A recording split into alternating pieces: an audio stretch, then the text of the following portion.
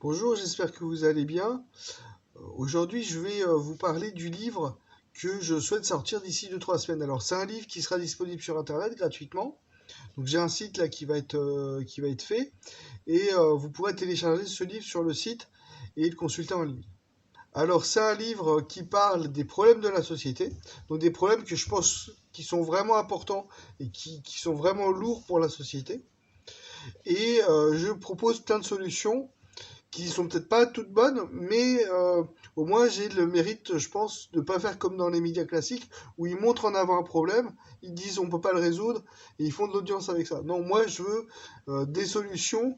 Alors j'aborde tout un tas de sujets dans ce livre et un des sujets que j'aborde, c'est le mauvais comportement. Ça, c'est un sujet un peu d'extrême gauche, c'est le sujet du mauvais comportement des entreprises, mais j'apporte plein d'autres sujets par la suite. Donc, je l'explique dans le livre, ce mécanisme-là, que si une entreprise doit mal se comporter pour gagner de l'argent et bien se comporter pour gagner de l'argent dans certaines situations, alors c'est les entreprises qui se comportent bien quand ça rapporte et mal quand ça rapporte qui vont survivre le plus parce que c'est elles qui auront fait le plus d'argent et qui auront survécu aux crises. Donc je parle particulièrement des médias et d'une autre type d'entreprise qui peut faire ça, les labos pharmaceutiques. Et j'explique par A plus B comment on peut se mettre en place ces mécanismes qui font que des entreprises qui se comportent mal risquent d'être favorisées. Et non seulement elles sont favorisées, mais c'est possible que ça se mette en place. C'est pas simplement celles qui se comportent mal, elles sont favorisées, mais c'est impossible qu'il y en a qui se comportent mal qui existent. Si, c'est possible qu'il y en a qui se comportent mal qui existent, j'explique comment. Et j'explique comment ça a pu, de manière un peu parano, ça peut prendre l'ampleur de la majorité des entreprises. Et en particulier pour les médias, j'explique que pour qu'un média survive, aujourd'hui, il est obligé, dans quasiment tous les cas, il est obligé, un média qui fait de l'information en tout cas, il est obligé d'exagérer les choses pour faire de l'audience, d'exagérer les dangers, d'exagérer les inquiétudes pour faire de l'audience et ne pas faire d'enquête parce que ça coûte cher. Et s'il n'exagère pas les inquiétudes, s'il est rigoureux dans l'impression qu'il donne et qui correspond à la réalité, s'il fait des enquêtes, alors ce média-là ne survivra pas parce qu'il ne sera pas rentable. Alors éventuellement, il y a des youtubeurs qui ont des revenus à côté qui peuvent faire ça sur leur temps libre. Et puis il y a aussi les médias comme, je pense, je vais être un peu gentil avec TF1 ou France 2, mais qui dans leurs informations, comme ils ont une image de marque à protéger pour que les gens continuent de regarder TF1, continuent de regarder France 2, ils sont obligés de faire des médias qui soient pas trop inquiétants parce que les gens quand même ils s'en rendent un peu compte et ils détestent ça. Mais globalement, il y a pas mal de médias qui sont obligés de faire ça pour survivre. Et donc survivent pas financièrement ceux qui n'ont pas fait ça. Et donc il reste que ceux qui font ça, qui exagèrent les choses, qui font pas vraiment d'enquête. Pour les labos pharmaceutiques, l'idée est un peu pareille, c'est qu'ils maximisent leurs ventes. Et pour maximiser leurs ventes, il faut persuader le plus possible les médecins que leurs produits, leurs médicaments est bien pour les patients. Et je montre dans un chapitre comment ils peuvent exagérer ça, comment a pu se mettre en place, mais c'est des hypothèses, mais il y a quand même des éléments qui montrent que ça a été le cas. Et j'explique donc comment ils peuvent mettre en place ça et comment ça peut être nuisible aux gens, voilà. Et puis j'explique plus en détail les mauvais coups que les entreprises peuvent faire et qui leur rapportent de l'argent. Et que ça peut être un danger pour la démocratie, surtout si ces entreprises, elles possèdent les médias. Donc une chose importante, c'est de faire en sorte que les entreprises ne possèdent pas les médias et que ça appartienne au peuple. C'est mon point de vue. Du moins qu'une partie des médias appartiennent au peuple, c'est-à-dire qu'on tire au sort des gens dans la population pour faire les médias, pour éviter que ça appartienne aux milliardaires. Je dis pas non plus que les partis politiques sont sains, parce que ça doit pas non plus appartenir aux partis politiques qui sont parfois un peu fous, ou extrêmes, ou bloqués dans un raisonnement un peu limité. Mais voilà, donc je pense que ça permettrait d'avoir à la fois des médias de qualité et à la fois de protéger la démocratie face aux dangers des gens extrêmes. Alors je dis pas que les extrêmes ont toujours tort, mais des gens qui sont bloqués dans une certaine idéologie. Et puis je fais tout un tas de réflexions et puis d'observations des choses que je connais sur la psychologie. Par exemple, je parle du fait qu'on a toujours besoin d'un ennemi dans notre esprit et que le jour où on doit faire la coalition mondiale enfin, pas mettre tout le monde d'accord, mais qu'on doit s'accorder mondialement pour éviter de se faire la guerre, là on aura du mal à le faire parce qu'on a toujours besoin d'avoir un ennemi. Et à ce moment-là, on n'aura plus d'ennemi, donc ça fera un peu bizarre, on aura besoin de recréer un ennemi dans notre esprit. Ça, c'est une notion de psychologie que j'explique. J'explique aussi que les personnes antisociales, troubles de la personnalité antisociale, elles peuvent mal se comporter, qu'on peut les aider pour ça, pour qu'elles aillent mieux, mais qu'elles peuvent se concentrer peut-être, dans certains domaines de certaines entreprises où il faut mal se comporter pour faire de l'argent. Ça fait partie de tout un tas de notions que j'explique et qui sont, à mon avis, importantes pour prendre des bonnes décisions.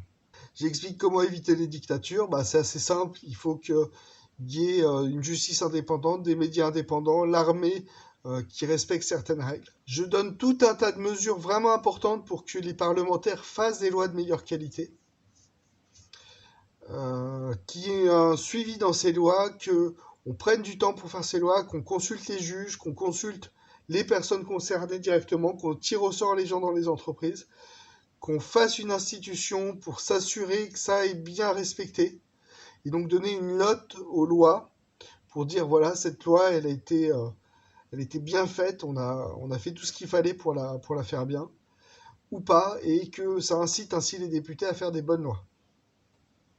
J'explique aussi qu'il y a une sélection dans les partis politiques et dans tout groupe d'hommes, dans les services secrets aussi, et que ça sélectionne certains types d'hommes parfois, certains types de personnalités, et que du coup, ou certaines idées, et du coup, on risque d'avoir la concentration de certaines personnes là-dedans, et donc ça c'est mauvais parce que ça amène des mauvaises décisions, et du coup, il faudrait tirer au sort dans pas mal de situations.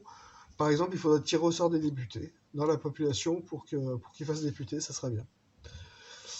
Et puis j'explique qu'il y a certaines choses qui peuvent que se régler à l'échelle mondiale.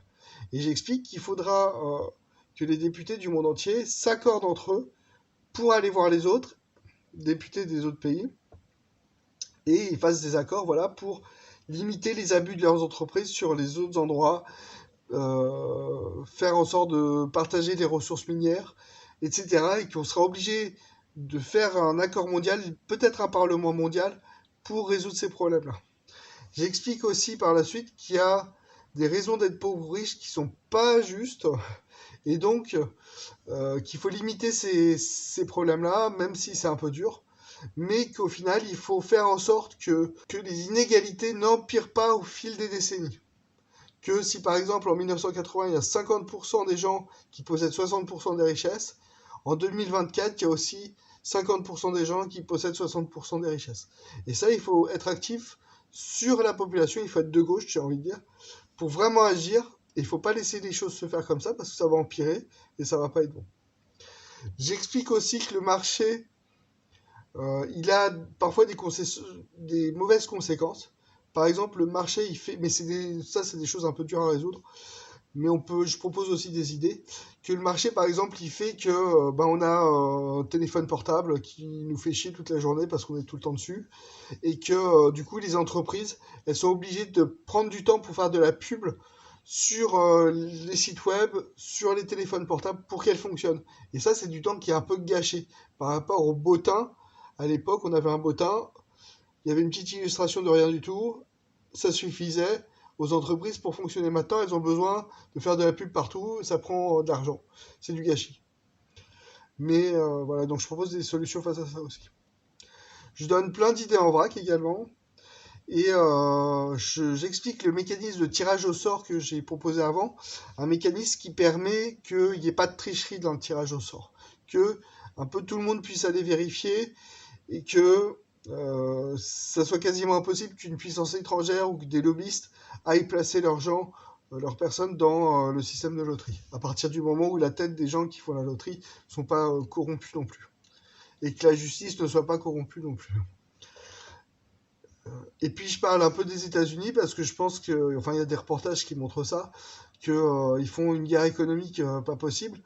et qu'ils sont un peu responsables, même si je dis pas que la Russie n'est pas responsable de problèmes, ils sont un peu responsables des problèmes dans le monde parce qu'ils font une guerre économique et c'est eux qui ont vraiment, je crois, d'après ce que j'ai vu, hein, je peux pas être sûr, qui ont vraiment commencé la guerre économique et que ça crée des tensions et que c'est un pays un peu malade parce qu'il est dirigé, il me semble, par des politiques financées par des entreprises, donc qui sont dans l'intérêt des entreprises.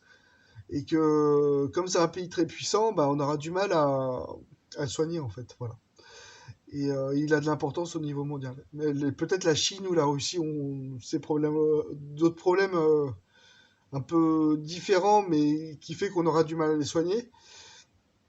Mais je parle des États-Unis. Puis je fais une conclusion, voilà. Alors, mon livre, en fait, il est vraiment très long. Et je vous incite à lire d'abord le résumé long qui devrait faire environ 25 pages. Je vais essayer de le raccourcir pour qu'il fasse que 25 pages. Et puis il y a même un résumé court qui fera que 10 pages. Et je vous inviterai plutôt à lire ces trucs-là parce que sinon le livre entier est vraiment très long. Ou de lire certains chapitres qui vous intéressent le plus.